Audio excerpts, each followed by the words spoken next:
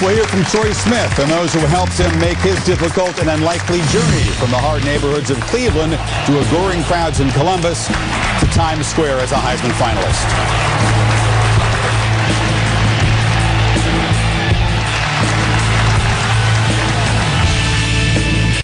And Heisman Trophy winner just about 15 minutes away here in New York City. One more finalist to meet, and to know Troy Smith is to know that he has had to struggle for a chance to live, to find love, and to look beyond just the day-to-day worries, and occasionally struggle for a second chance. He had to leave one high school after elbowing an opponent in a basketball game, served a 2-game suspension at Ohio State for accepting an illegal payment. Then more recently, the struggle to prove himself as a quarterback and a redeemed leader. But to know where Troy Smith came from and what he came through is to understand how meaningful his continuing journey can be.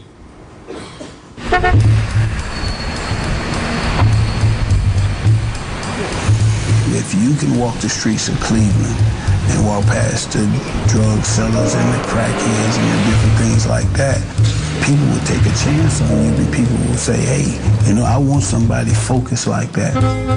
I'm trying to get out of this place. Get away from here, my mother away, my family away. If I can, I'll take my friends with me too. Just to get away from this. That make me work 10 times harder seeing Troy doing it. I do realize that I'm a role model. But my struggles and some of the things that I had to go through is no different from any other kid. You know, I don't want to make it seem like just my life was the worst of anybody growing up off 112th and St. Clair. The things that I saw growing up were not good. Everything wasn't always bad, though. The love that I had for my family and everybody else in my neighborhood around me is unparalleled, because that's what I went through. That's what made me what I am today. That's a good quote, because he know what we went through. He know I've seen him at his lowest and I've seen him at his highest. I would love to see the state and the city and the community look at this young man here and say, if you continue to give him a chance, you know, look what you can have.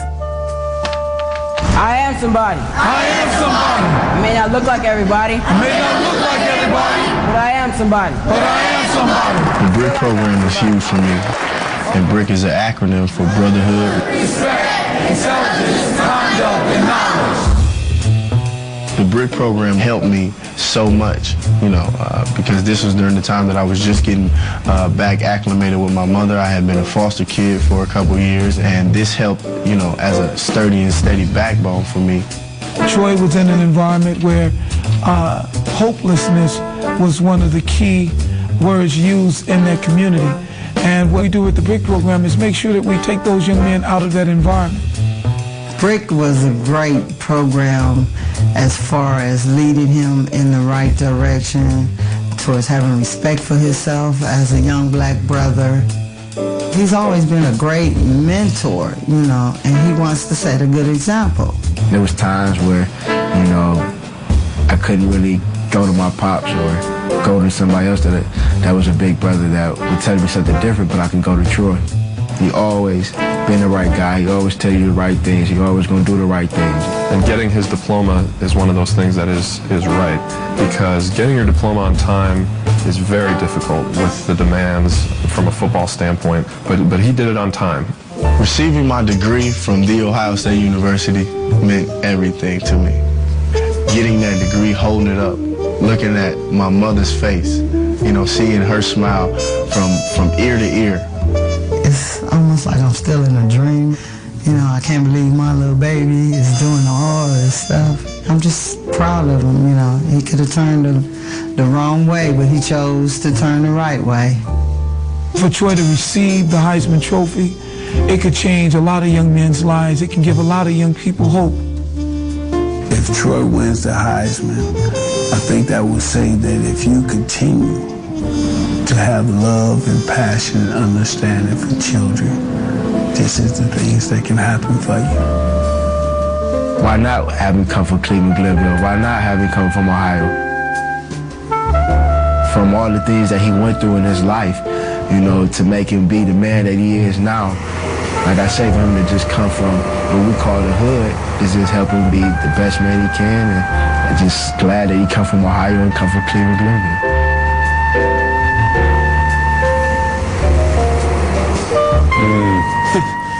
An emotional season, emotional weekend for those folks. An important phrase to Troy is make a difference. And he wants to return to this Cleveland neighborhood and make a difference for the people there someday. As a football player, a turning point was watching that Alamo game on TV after being suspended. He decided that within himself, he needed to make a difference. And boy, Lee, has he ever been a difference maker for Jim Tressel's team ever since then. And I'm here with Coach Jim Tressel, the Buckeye coach. And Coach, after looking at that tape and all the things you've done in your life, what role have you played in Troy Smith from the time you recruited him in Cleveland to the young man sitting here in New York City? Well, I haven't done a whole bunch. He's done it all, and Coach Ginn and his family and our football family at Ohio State are the ones that have embraced him, and he's embraced us, and we've learned so much from him, and it's just been a joy to be a part of his life. What makes Troy Smith so successful in the biggest games of the year? Well, Troy Smith is an extraordinary competitor. He loves it when it's the toughest. He loves it when the hitting's the hardest. He has such great respect for the people he plays against, and I just think that he has so much fun. You know, as coaches, we always hear from the players what they learn from us. What have you learned from Troy Smith? You know, I think there have been some things that I've relearned. I've relearned the fact that love is the strongest thing there is, and Troy embodies that every day. I've relearned that humility comes before honor, and just having him around all of us, we've gone to school on Troy Smith. Kirk, great football coach in Ohio State, one of the classiest guys in this business. Absolutely, Coach. Troy, I want to go back to the future for a second, and what an amazing life you've had already. Let's go back and think about what was the biggest hurdle you had to overcome as a child. I would have to say the biggest hurdle that I overcame coming up in Cleveland would just be my attitude in general. It was a point in time where I got back with my mother after being a foster child, and I would throw temper tantrums all the time, and I would have to go to CMHA, that's down in the projects, and talk to a counselor, about why I was so upset all the time. And at that point in time, I really couldn't understand, and I couldn't pinpoint it. But what it was just that hidden and that pent-up anger that I had just in general. I thought that no one could tell me anything, and I thought that my way of handling things was the right way, until I got a chance to, really sit down with that counselor and talk with my mother repeatedly. She would often have me write on pieces of paper, I'm not mad, I'm not mad, I'm not mad, over and over and over. But it paid off. You think about, there's so many athletes, you might even know a few, who could have made it, could have been great players, but never got that chance. Who do you think affected you the most at a crucial time where you ended up making the right decisions? I would have to say Ginn Sr. Without him in this situation, I wouldn't be here. Point blank. I think a man has to teach a man how to be a man, and he did just that for me. Congratulations, man, on everything. You, as Coach just said, you're a great example for a lot of people. Chris? Coach, thank you. It has taken the big village of Cleveland, but Troy Smith sure has turned out great. And I know Irvin and Diane White back there watching in Cleveland. I bet there's very few dry eyes in that household. So there they are, the finalists. We'd like to invite our past winners to the stage now. We'll take a final break. And then the timeline that began way back with Jay Berwanger in 1935. And